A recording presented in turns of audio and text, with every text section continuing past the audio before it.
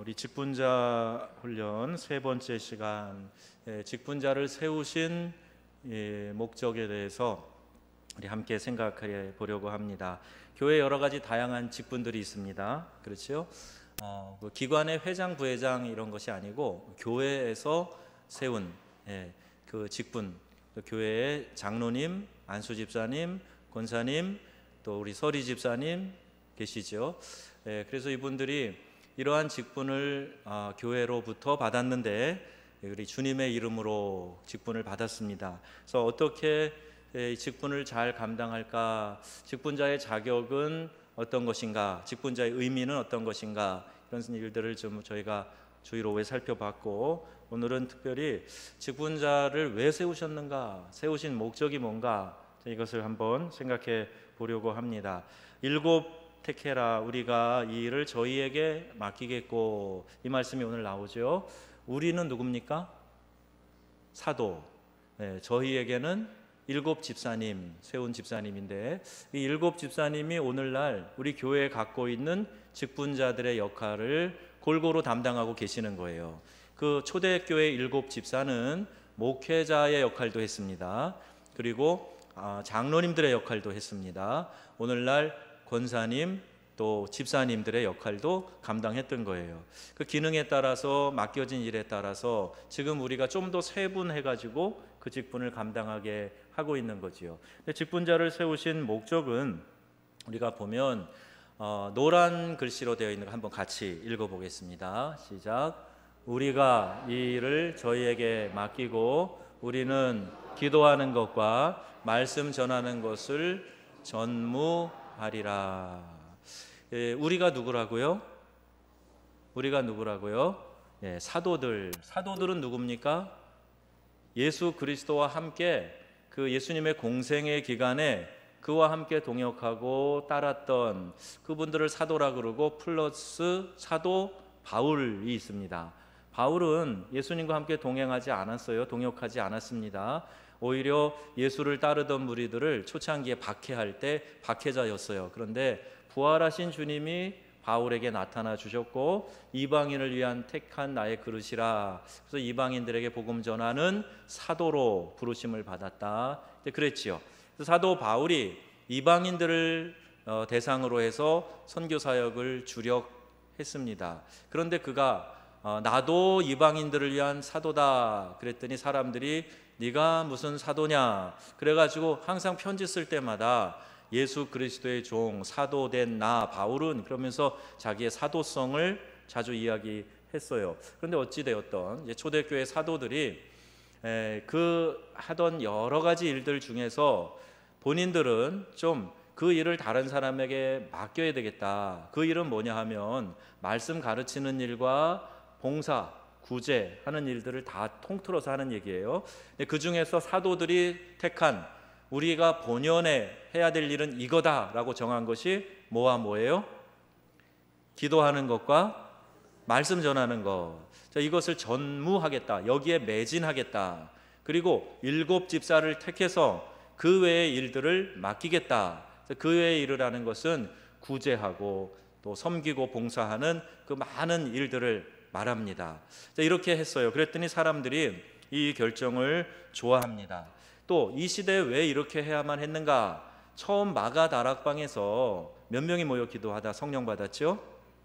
120명이 모여서 뜨겁게 기도하다가 성령 받고 나가서 전파하기 시작했지요. 그리고 사람들이 막 몰려들기 시작하는 거예요. 베드로가 이 노방에서 집회를 하는데 수천 명이 예수님의 복음을 받아들이네요. 그리고 교회 공동체 안으로 들어와요. 그래서 교회 역사학가에 따르면 그 당시에 이미 신자의 수가 2만에서 2만 5천 명을 넘어서게 됐다는 겁니다.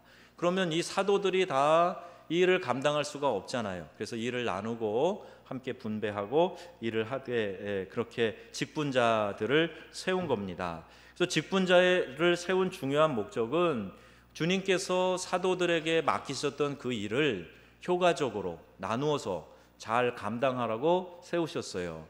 그러니까 사도가 따로 있고 별도의 일을 하는 게 아니라 사도에게 위임하신 그 일들을 여러 다른 그 당시엔 초대교회 일곱 집사겠죠. 그들이 나눠 하면서 사도들이 받았던 그 사역을 잘 이어갈 수 있도록 사도들의 조역자로 그렇게 세웠던 겁니다. 그래서 여기 맡기기 위한 거 이런 말이 나오는데요.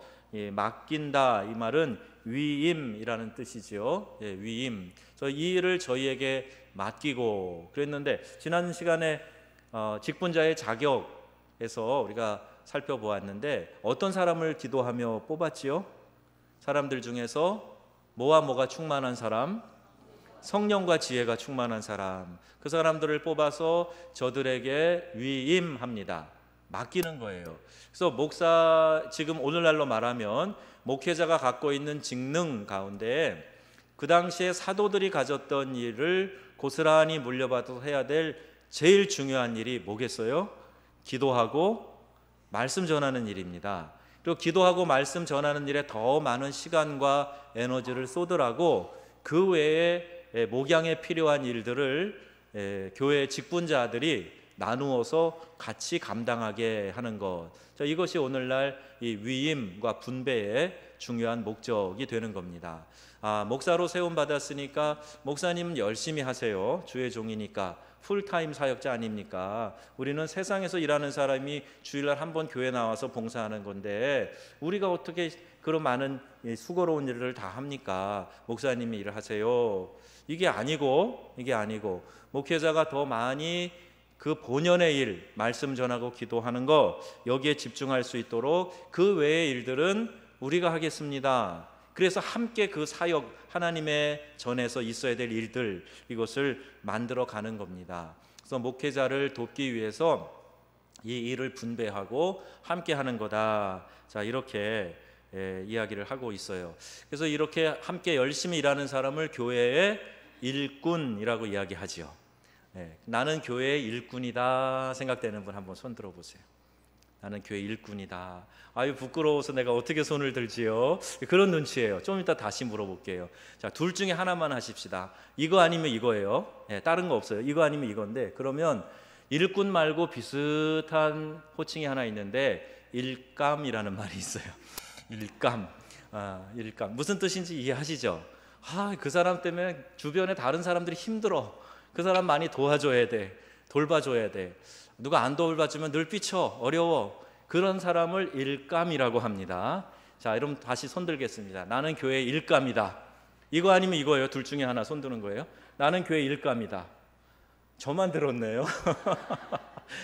교회 일감 아니시군요. 그럼 이거 아니면 이거 이제 들으실 준비해야죠. 나는 교회 일꾼이다. 교회 일꾼이다. 이제 다 들으셔야 된다니까요. 이거 아니면 이거. 그러세요. 잘하셨습니다. 그럼 다 이제 손 드신 대로 여러분 교회 뭐예요? 일꾼이세요. 일꾼. 자, 요새 우리 교회에 새 가족들이 오시는데 이 범상치 않은 분들이 많이 오세요. 어제도 한 분이 상담하자 그래서 새 가족 오신 지 한 3달 됐다 그래요.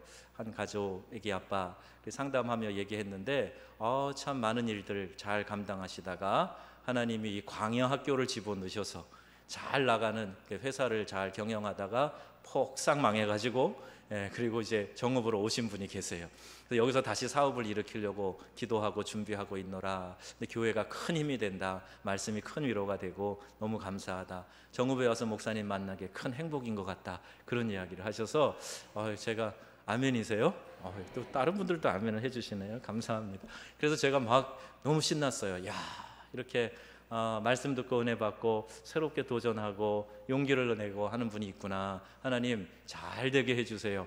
그래서 그분이 누렸던 그 많은 그 재정적인 축복을 다시 누려서 하나님의 나라의 귀한 일꾼 되게 해주세요. 이제 그런 기도를 드렸어요. 그래서 오늘 등록하신 분을 보니까 우리 보건소 소장님이시네요. 그래서 이제 의료 진료도 하시고 약도 타서 나눠 주시고 그런 분이 등록을 하셨어요. 제가 얼마 전에 우리 교회에 의료 선교도 좀 나가면 좋겠는데 그 의료진이 없네요. 우리 약사 한 분은 계시지만 또 진료할 수 있는 분도 있으면 좋겠어요. 그런 기도를 했는데 진료할 만한 분이 오셨어요.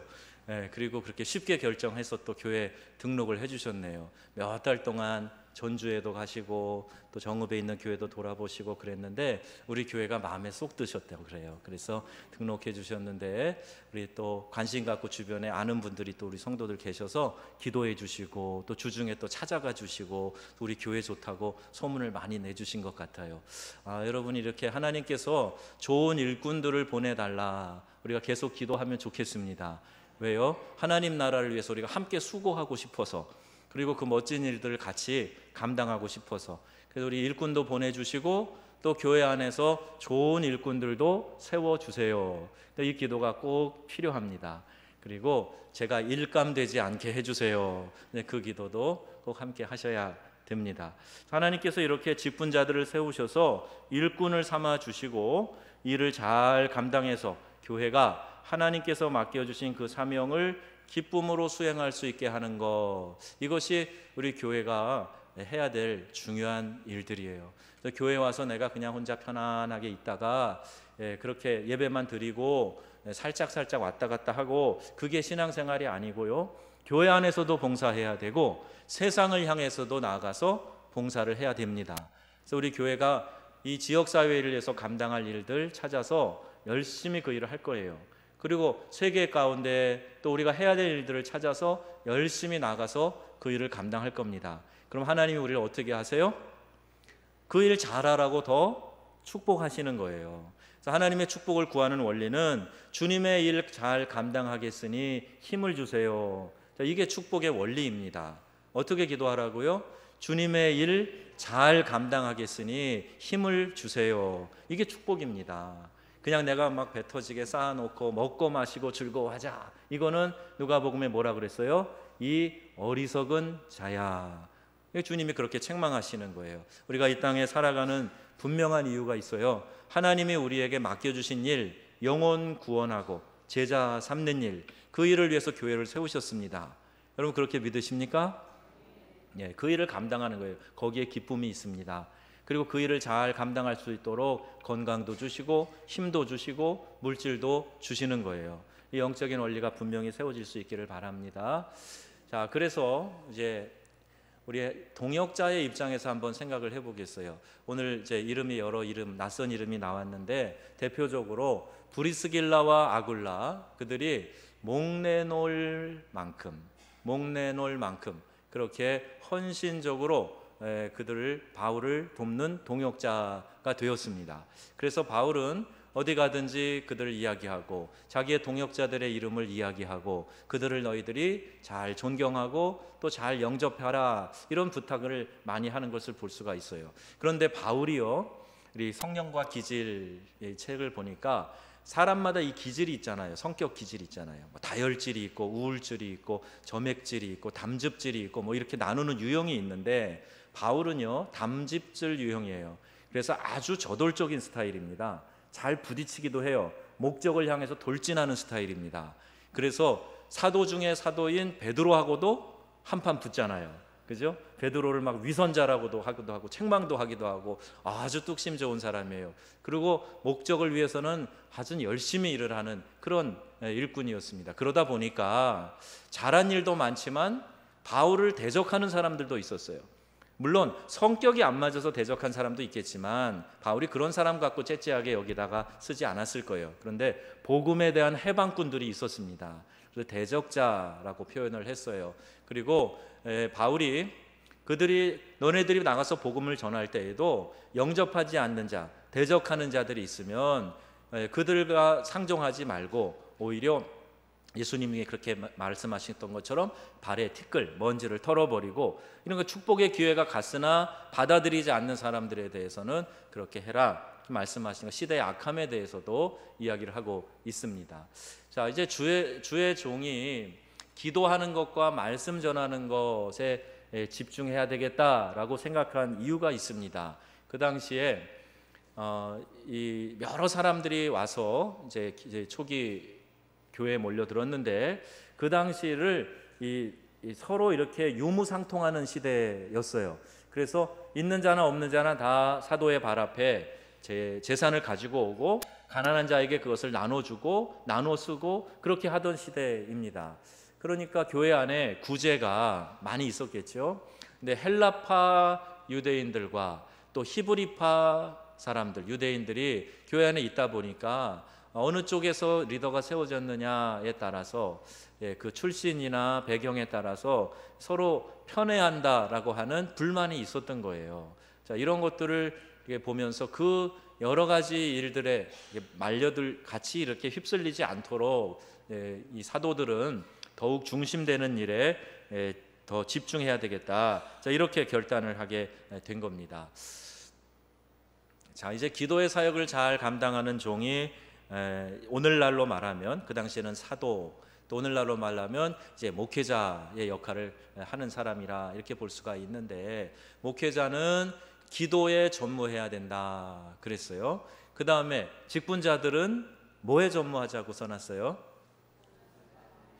목회자를 잘 도와서 그 외에 필요한 일들, 교회에 많이 있습니다. 그런 일들을 내가 손과 발로 움직여서 수고를 좀 덜어줘야 되겠다.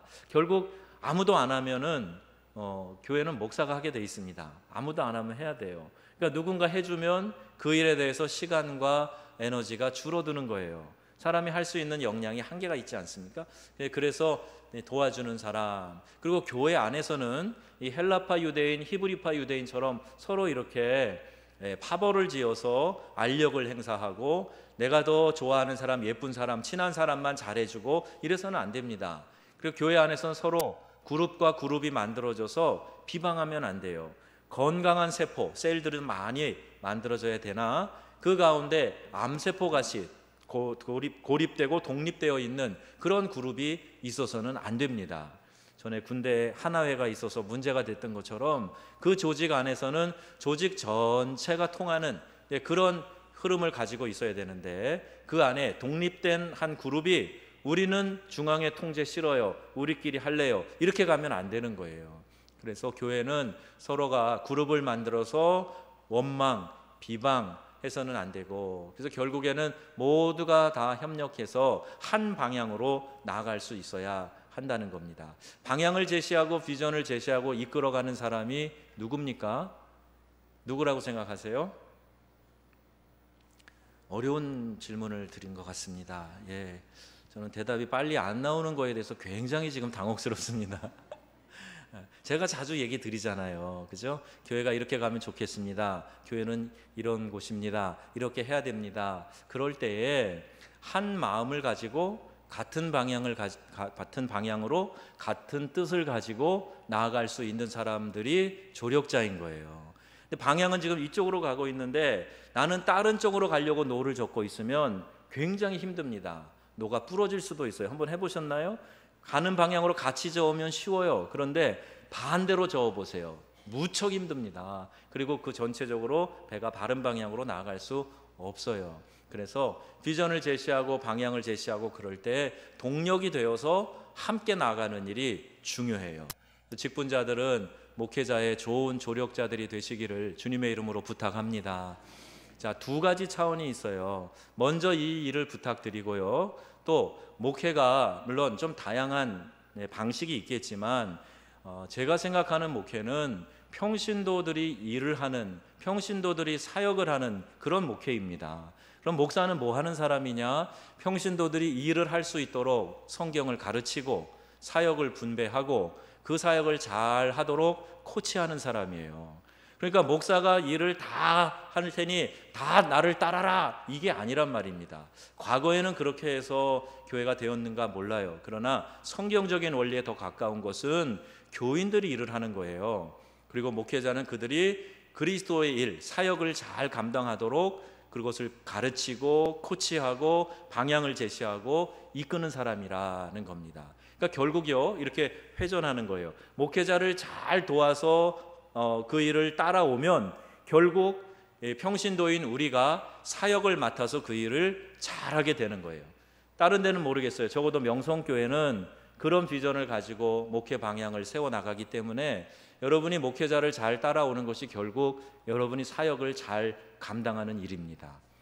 자, 목사는 사역하는 전임 사역자, 우리는 참관하는 자, 심지어 어떤 사람은 우리는 감독하는 자, 이런 모양으로 되면 이 교회가 안 돼요.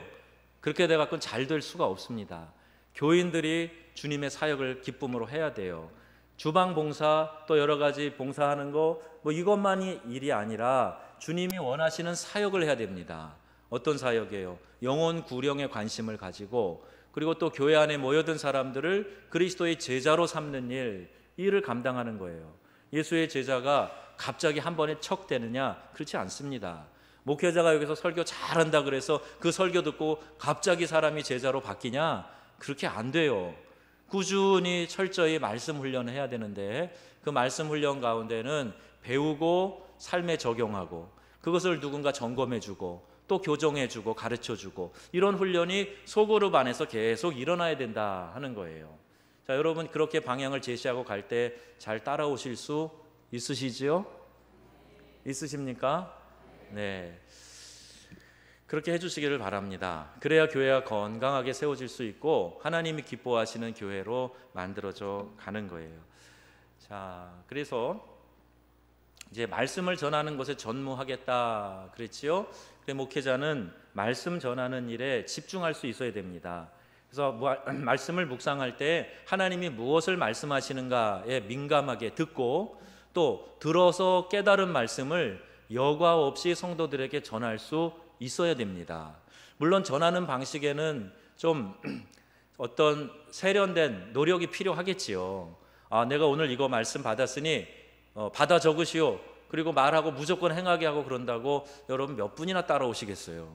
그러니까 잘 따라오실 수 있도록 지혜롭게 가르치는 것, 이게 목회자의 책임이에요. 근데 결국 어찌되었던 하나님의 말씀을 들어서 그 말씀을 가르쳐야 되는 책임이 목회자에게 있어요. 그리고 하나님의 말씀은 능력이 있다 그랬죠. 오늘 우리 아침 예배에도 좌우의 날이선 어떤 것보다 예리하여 그랬잖아요. 그래서 우리 안에 깊이 숨겨져 있는 거, 우리의 관절, 골수, 우리 안에 깊이 숨겨져 있는 것까지 말씀이 파고 들어와서 우리의 내면을 바꿔준다. 이게 말씀의 능력이에요. 그러면 말씀을 전하는 자가 그 말씀의 능력을 확신하고, 또 오늘 우리 공동체에 하나님이 어떤 말씀을 주시는가 거기에 깨어있고, 그래서 그 말씀을 전할 때 성도들이 아멘 아멘 그 말씀을 받고 그 말씀을 적용하여 살아가고, 그러면 여러분 우리의 삶이 복된 삶이 되지 않겠습니까? 그게 중요한 거예요. 그게 중요한 거예요. 그래서 아멘, 순종하겠습니다, 그 말이 맞습니다, 제가 그렇게 동의합니다, 하겠습니다, 그런 뜻에서 우리가 아멘 하는 겁니다. 아멘이십니까? 네, 강의하면서 자꾸 아멘하게 하면 좋은 교수가 못 되는데, 제가 신학교 가서는 그렇게 안 해요. 그러니까 교회니까 설교 겸 강의 겸 하다 보니까 그렇게 되는데, 하나님의 말씀을 전하는 거, 성경을 해석하는 거, 복음 전파하는 거, 이런 사명을 말씀을 통해서 한다 말입니다. 그래서 선포가 강한 메시지를 전할 때가 있어요. 물론 주일 오전 같은 때겠죠. 그리고 가르침이 더 부각되는 그런 설교가 있을 거예요. 오늘 같은 이런 시간이겠죠. 이렇게 이제 시간에 따라서 우리 시스템이 정착될 때까지 아마 메시지에 이렇게 저렇게 섞여 나갈 것 같습니다. 자, 예수님의 설교는요, 한번 쭉 읽어보실까요? 위에서부터 시작.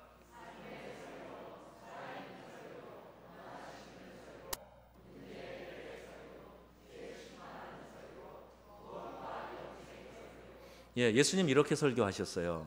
여러분 오늘날도 이런 설교 말씀을 듣길 원하십니까? 그런 말씀을 듣길 원하시면 거기에 있는 그 다양한 설교의 골자들, 주제들, 여러분 예수님 이런 설교 하셨구나, 그건 기억하고 계시면 좋을 것 같아요. 그런데 그 당시에 말씀을 지키는 서기관들, 또 그 말씀에 가장 앞서서 실천하고 자부하는 바리새인들, 그들은 삶이 없는 설교, 형식적인 설교, 의식을 위한 설교, 정죄하는 설교, 외식적인 설교, 전승과 전통의 설교를 했다는 거예요. 그래서 예수님이 설교하시니까 사람들이 이 설교 말씀은 내가 듣던 말씀과 다르네, 바리새인과 서기관들이 하는 얘기와 다르네, 능력이 있는 말씀이네, 사람들이 이렇게 받아들일 수 있었던 겁니다. 여러분 이 제단에서 강단에서 들려지는 하나님의 말씀이 예수님의 설교와 유사한 말씀이 증거될 수 있기를 늘 기도하시기 바랍니다. 그래서 살아 있어야 돼요. 강단이 살아 있어야 내 심령이 병들지 않고 건강하게 성장할 수 있는 겁니다.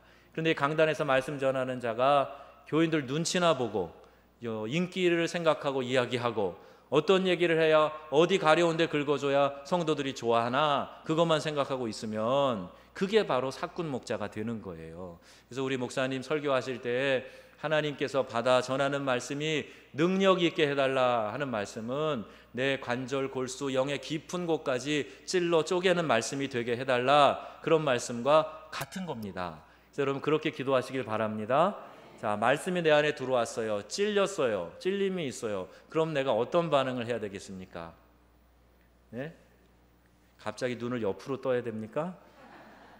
갑자기 악수하면서 보여지는 시선이 싸늘해야 됩니까? 그리고 목사님, 나 들으라고 하신 얘기인가요? 이런 말로 응대해야 되겠습니까? 제가 그 얘기가 참 재밌어요. 나 들으라고 하신 말인가요? 그러면 설교를 들으라고 하지 설교를 엎어놓으라고 합니까? 설교는 들으라고 하는 거잖아요. 다 들으시라고 하는 거예요. 그래서 한 분 한 분이 나에게 하시는 얘기가, 나를 지적하고 얘기하는 것 같아. 이런 마음이 드시면 어떤 얘기냐 하면 내게 은혜가 임할 기회가 주어졌다는 얘기예요. 제가 우리 그 전주의 김초로 목사님이 입학 동기예요. 형님 뻘 되지만 그래서 자주 이제 만나 얘기를 하는데 지난번에도 그 얘기 하시더라고요. 저쪽에서 경상도에서 목회하실 때 어느 교인이 목사님 우리 집에 전화 도청하셨어요? 어떻게 우리 사정을 알고 그렇게 똑같이 말씀에 얘기하시는 거예요? 그런 얘기를 몇 달 동안 하더라는 거예요. 그래서 그분이 새신자래요. 믿은 지 얼마 안 되는 사람이. 그게 은혜라는 겁니다. 그렇게 설명하고 가르쳤는데 이분이 그 교회 전도 왕이 돼가지고요 1년이면 수십 명씩 6, 70명씩 전도해 왔다는 거예요. 자, 하나님의 은혜가 이렇게 임하는 줄로 믿습니다.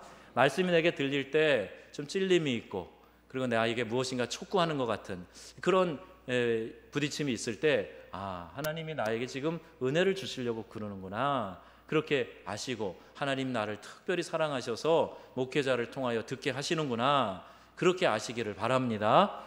저는 도청했어요. 여러분의 집집을 다 도청했습니다. 하나님 우리 교인들의 속마음까지 알게 해주세요.